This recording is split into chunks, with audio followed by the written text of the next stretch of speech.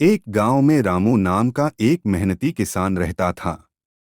उसके पास एक छोटा सा खेत था जिसमें वह अनाज उगाता था।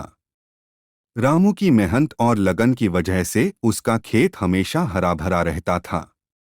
लेकिन रामू की एक समस्या थी। उसके खेत के पास एक बड़ा जंगल था जहां से जंगली जानवर अक्सर उसके फसल को नुकसान पहुंचाते थे। एक दिन रामू ने सोचा कि उसे इस समस्या का समाधान करना होगा। उसने गांव के सभी किसानों को एकत्र किया और अपनी समस्या बताई।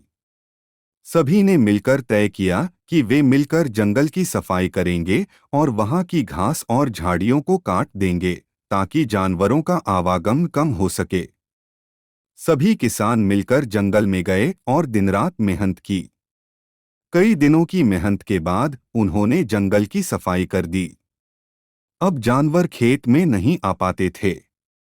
रामू की फसल सुरक्षित रही और उसने इस साल बहुत अच्छी उपज प्राप्त की।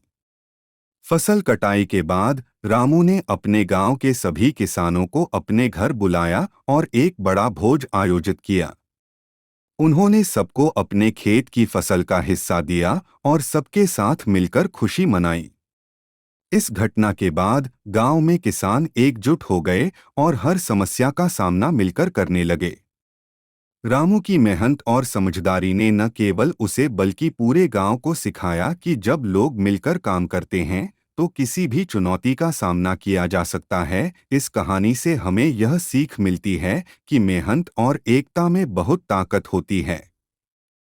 जब हम मिलकर काम करते हैं तो हम कठिनाइयों को भी पार कर सकते हैं।